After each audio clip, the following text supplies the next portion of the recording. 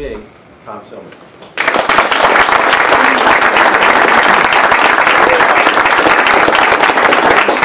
Thank you very much, Frank. It's always sort of frightening to follow the fiery Tom Barriga.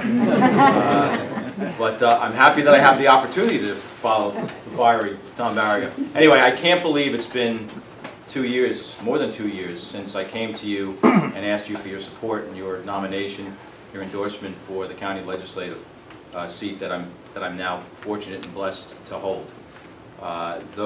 These last 14 months or so have been a challenging and rewarding 14 months, and I have all of you to thank for a job that I truly go to bed every single night and look forward to going to in the morning.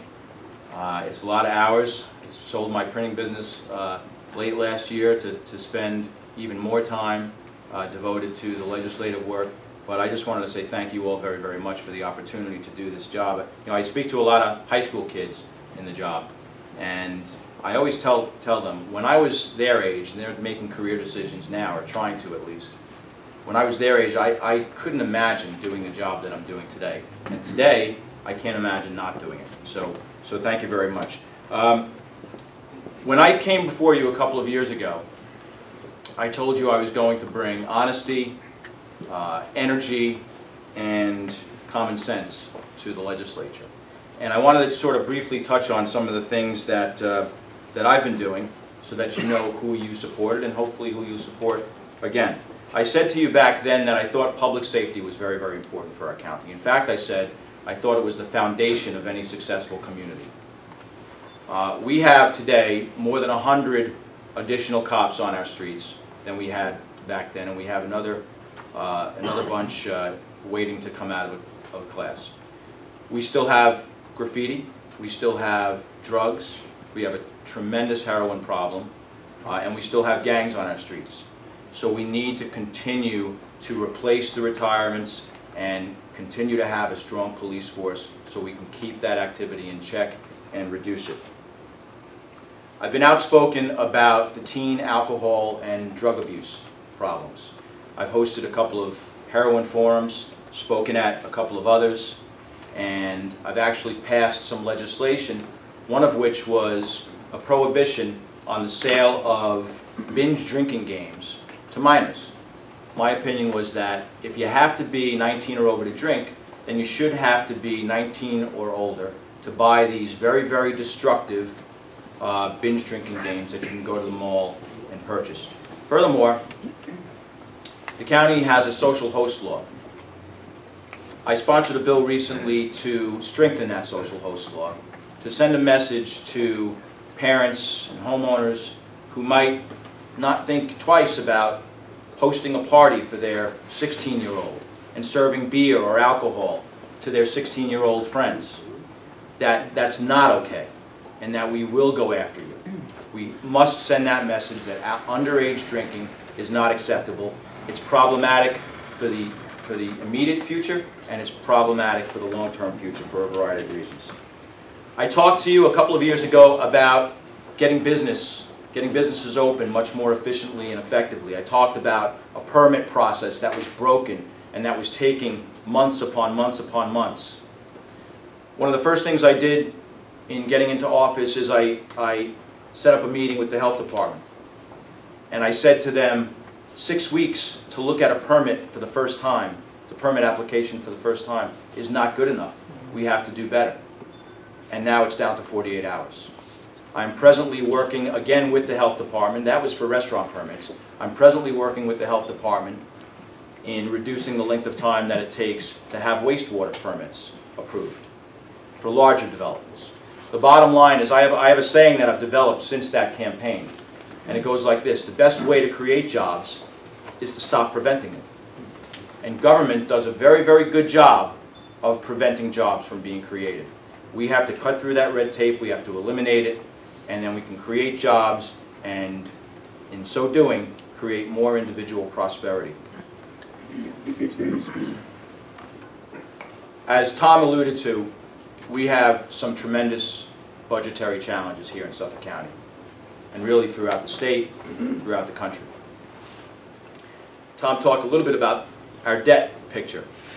If you take our country's debt, the state's debt, and the county debt, excluding school districts, excluding special taxing jurisdictions, excluding the towns, you add all of that debt together and you divide it by the number of residents in Suffolk County, their portion of the federal and state debt. It comes to $50,000 per resident. Each of you is in debt to government for $50,000. Again, not including the school districts or the towns. So it's a tremendous, tremendous problem. In 2002, Suffolk County's contribution to the New York State Pension Fund was $13 million. This year, we budgeted for more than $130 million. It's totally unsustainable. Our pension contribution from last year to this rose by more than $40 million. It's scheduled to rise by another $35 to $40 million next year. Nobody wants to deny folks who have been in the system for years and years and years their pensions. We shook hands, we made a deal. They're rightfully yours. We constitutionally can't change that. But we cannot continue to incur these expenses into the future and expect to survive. It's impossible. So it would be very simple for me to say to all the government workers, don't worry. We'll continue to fund pensions, but it's just, you know what? Here's another saying for you. 2 plus 2 equals 4. Now, some of my colleagues will tell you that 2 plus 2 doesn't equal 4, that it equals 8 or 10. It literally said that. We have other colleagues, by the way, who watch videos at the Horseshoe while we have people coming to the public and speaking. Totally disrespectful. But the fact of the matter is that 2 plus 2 has to equal 4. Somehow, you have to ask yourself before every vote, how are you going to pay for it? And if you can make 2 plus 2 equal 4, fine. If you can't, you have to think twice. So, the county executive and I put together a report, not only analyzing the pension issue, but proposing sweeping changes to the New York State pension system. You can find that report online. Just Google my name and pensions, and I'm sure it'll come up. Open space borrowing. In the 14 months that I've been a member of the legislature, we have borrowed literally $100 million to purchase open space. You know what the ratio of interest to borrowing is typically with government borrowing? 50%. That means that if we borrowed $100 million, we're paying to the banks $50 million in interest over the length of those bonds. What does that mean? Not only does that mean that our sales tax money that we said we were going to devote to the environment and to protecting our open space so that we can save our drinking water, we're taking that $50 million and we're giving it to the banks. So not only are we spending the additional money, but it's not going towards the purpose that we initially intended, that the taxpayers of Suffolk County initially intended. I was opposed to those resolutions. I've spoken to some of you about a deal that the county made with a company called Anexco, a French company. The county leased this French company parking lots to install solar carports. Imagine if we would have had those solar carports installed prior to this winter. Just think about the difficulty involved in trying to get, put your phones to vibrate, please. Thank you.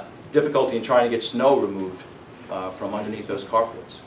It would have been impossible. But the fact of the matter is, while the county was receiving $9 million from this French company Anexco to rent these parking lots, the backroom deal was that Anexco had to arrange for a power purchase agreement with LIPA. So Anexco is now going to sell the energy to LIPA. Guess how much? $125 million. Guess who pays? You do. Welcome to the club. I have several budget bills, budget amendment bills that would amend the budget process in the system. We have something called an omnibus budget amendment that the legislature creates every year. This year, more than 1,000 line items were changed in the legislature's omnibus budget amendment. More than 1,000 line items to the county executive's budget. We have 6 weeks as a legislature to review the county executive's budget, as does all of the departments that it affects, as does all the contract agencies that it affects. But guess what? A budget working group assembles in a basement room behind closed doors outside the public view for a couple of weeks, puts together this omnibus budget amendment, and they release it to the legislature, to the full legislature, 6 o'clock on a Monday evening. We vote for it at 10 o'clock on a Wednesday morning. By the way, the day in between is election day, so it's a day off. It's an unaccountable, untransparent, intransparent, lack of transparent process that has to be changed. Lastly,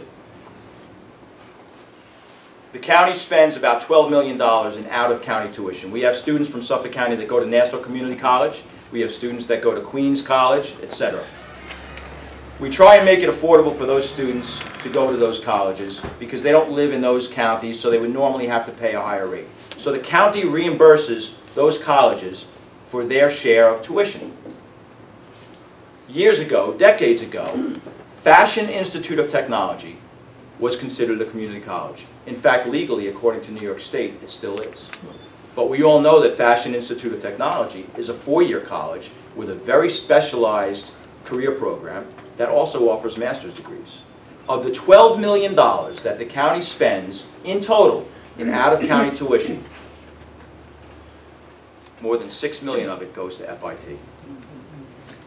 If you do the math, 741 students, $6 million, it's costing Suffolk County taxpayers almost $9,000 per student.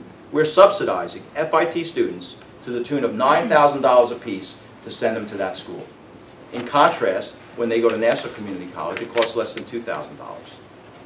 So I penned a letter to Governor Cuomo and our state delegation, yesterday as a matter of fact, or the day before yesterday, and I said, Governor Cuomo, you've articulated a refreshingly honest description of the challenges that we face here in New York State.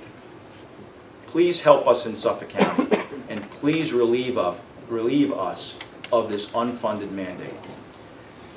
On the matter of our county executive, there have been issues that we've agreed on, and there have been issues that we've disagreed on, some significant on both sides. I would imagine that we will continue to do so, despite the fact that he used to be a Democrat and is now a Republican. As Tom Barraga said, he's very fiscally conservative, as am I. Tom and I are probably the two most fiscally conservative members of the legislature. We spend a lot of time voting no. I will continue to have your best interests at heart and in my mind every single day if you give me the opportunity to serve for you again these following 2 years. We will work together to win another extraordinary campaign. We won with 60% on one line only in 2009. And hopefully with your help we'll do even better this year. God bless you and thank you very much.